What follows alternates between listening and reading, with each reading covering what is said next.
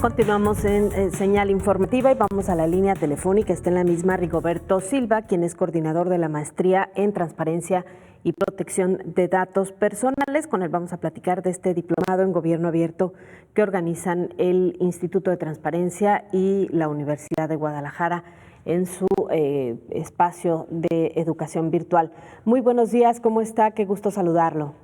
¿Qué tal? Muy buenos días a ti y a todo el auditorio. Bueno, pues sin duda en este momento en que no se puede detener la vida académica, es importante abordar un tema como el de la transparencia y la protección de datos. Sin duda alguna, sin duda alguna, la transparencia, la protección de datos, la participación ciudadana, la rendición de cuentas, la innovación, ¿no? Todos son estos temas que no pueden detenerse por la contingencia sanitaria. Claro.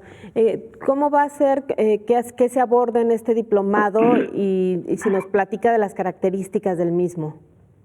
Sí, este diplomado en gobierno abierto que comienza el próximo 8 de julio, tiene el propósito de formar en los participantes una idea activa de lo que es gobierno abierto y que, digamos, puedan concluir con un diseño que pueda después ponerse en práctica en términos de participación ciudadana y gobierno abierto. El gobierno abierto se sostiene en 4 pilares fundamentales. El primero es la participación ciudadana, es decir, no podemos entender la idea de gobierno abierto si no hay participación ciudadana, es decir, es necesario. El segundo pilar es la rendición de cuentas, que es este aspecto, digamos, en donde los servidores públicos explican y se hacen responsables de manera pública sobre las acciones y las decisiones que toman. El tercer pilar es la innovación. El gobierno abierto demanda distintos canales y estrategias que eventualmente se convierten en espacios de participación y que van más allá de los tradicionales, fundamentalmente aprovechando las tecnologías de la información. Y por último, digamos, se entendería entonces la idea de gobierno abierto como una colaboración entre sociedad civil y las autoridades instituidas, las instituciones públicas. Creemos que lo interesante de este diplomado es que cada uno de los módulos, son 6 módulos en total, se descansan en 3 elementos. Primero se hace un abordaje teórico. Esto es bien importante porque estandariza, digamos, lo que entendemos por los términos. Después se revisa el contexto normativo y por último se analizan casos de éxito. Y si me permites, podría comentar 2 casos que son bastante interesantes de estas formas innovadoras de participación. Por ejemplo, hay uno que se llama el Agora Vote, que es esta, digamos, forma o posibilidad que hay de emitir un voto electrónico a distancia, masiva, a través de tecnología blockchain, por ejemplo, ¿no? Imaginemos que estas posibilidades de voto masivo de la población pudieran, existir en determinadas, digamos, circunstancias y para determinados casos. Y hay otros ejercicios, hay uno particularmente interesante en Brasil, donde imaginemos que hay una diputación que es compartida por 5 personas, ¿no? Y dicen, ¿y esto cómo es? Bueno, 5 personas se ponen de acuerdo, postulan a una gana. Sin embargo, la actividad legislativa, aunque es responsabilidad de una, la comparten entre las 5. Entonces es un ejercicio, digamos, de ejercicio democrático de frontera, ¿no? Que existe independientemente, digamos, del marco normativo al que se circunscribe y pues bueno, habrá que revisar de cosas en el diplomado. Sobre todo hay algo que me gustaría que nos comentara sobre qué tanto el gobierno abierto es una realidad. Estamos de pronto acostumbrados a que con estos sitios de transparencia que se han tenido que abrir a raíz de la entrada en vigor de la transparencia en nuestro país, están ahí, pero es una transparencia más bien como de portadas en las páginas web que de contenido de datos abiertos, ¿no? Sí, es correcto. La transparencia, digamos, todavía le queda mucho camino por recorrer. Aquí es donde la participación, digamos, ciudadana se convierte en un asunto bastante fundamental, este asunto de la vigilancia permanente Sabemos en principio que no toda la población pues va a estar atenta a lo que publican o no publican las autoridades institucionales. Entonces lo que surge, y es un fenómeno digamos que ocurre en todo el país y en muchas partes del mundo, algunas organizaciones que atienden el tema, por ejemplo Sintra o quizás Jalisco Como Vamos o Fundar, que hacen, presionan y obligan en muchos casos en una cancha normativa, pero también una cancha política, para que las autoridades hagan su trabajo, ¿no? Y esto ayuda, digamos, es benéfico por un montón de circunstancias, pero particularmente, digamos, la forma en la que podrían aclararse las interpretaciones que se hacen de la no existencia de información. Me explico.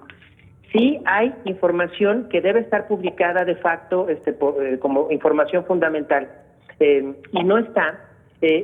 No siempre es, podríamos pensar que no siempre es por una decisión política de que se quiere esconder información, etcétera, ¿no? Podría ser, y a lo mejor una insuficiencia técnica, ¿no? Es decir, tenemos funcionarios allí que necesitan capacitarse.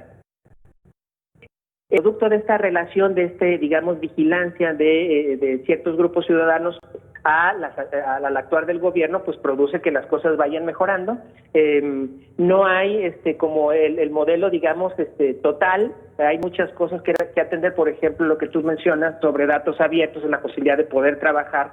Luego buscamos las nóminas y están en formato de imagen y pues no hay manera de hacer una búsqueda o de hacer un análisis, por ejemplo, ¿no?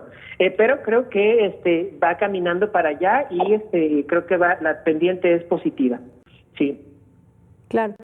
Por poner un ejemplo y quizá para que le quede más claro a quienes nos ven y nos escuchan de qué estamos hablando, en el tema de la pandemia, por ejemplo, que ha habido un reclamo importante sobre que tengan que presentarse datos abiertos sobre la forma en que ha ido avanzando la misma en el Estado y que permitiera a la población darse cuenta no nada más del monto o de la cantidad de contagios y muertes que hay, sino de la focalización, es decir, en dónde hay que tener más atención y dónde es necesario tener medidas más drásticas de resguardo.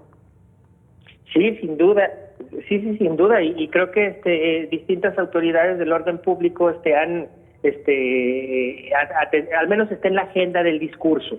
Sí, lo que vemos es que, bueno, la demanda de información está, digamos, ligada íntimamente a la oferta y se va construyendo a través del tiempo, ¿no? De repente imaginemos que en una oficina están decidiendo qué información publicar y cómo van a gestionar esa información y hacen una primera publicación de información, oferta de información.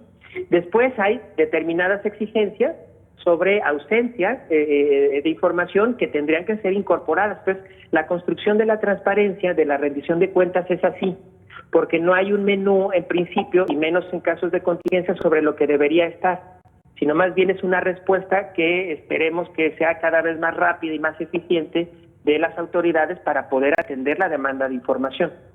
Claro.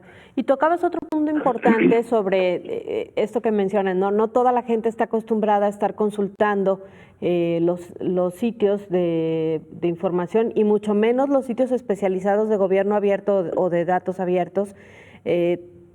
Falta cultura también para que el ciudadano entienda que esta información le pertenece y le puede ayudar a tomar decisiones. Así es, sin duda alguna. El uso de esa información, además de que es su derecho, ¿no? Le pertenece y es un derecho que puede ejercitar, también es útil, ¿no? Podemos ver, al menos en la semana pasada, anunciaba el gobierno federal, como ejemplo de la pandemia, de la posibilidad de, a través de una aplicación, de buscar qué hospital nos queda más cerca en caso de que se necesiten ese tipo de servicios.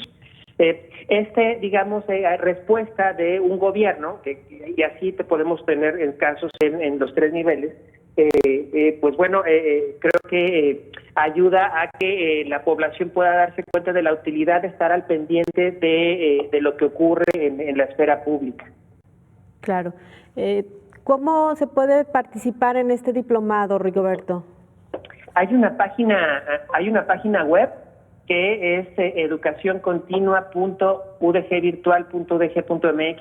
Si me permite, lo vuelvo a repetir. Claro. educacioncontinua.udgvirtual.udg.mx. De allí van a encontrar el programa más detallado de cada uno de los módulos y van a encontrar también un módulo, un menú para hacer la inscripción y el registro y poder entonces participar. Sin duda es una gran ventaja que puedan tratarse estos temas de manera, digamos, profunda y que luego entonces podemos ver cómo ocurren cosas en nuestra democracia. ¿Tiene algún costo? Tiene un costo, sí, es mira, ahorita el costo no lo tengo a la mano, está también allí publicado en la página. Lo cierto es que hay algunos descuentos que también están publicados allí. Yo los invitaría a que se dieran una vuelta por el sitio web y que pudieran consultar en función de cada caso las posibilidades de descuento. Muy bien, muchas gracias, buen día. Buen día, muchas gracias, saludos. Gracias, Rigoberto Silva, coordinador de la Maestría en Transparencia y Protección de Datos Personales de UDG Virtual. Nosotros hacemos una pausa.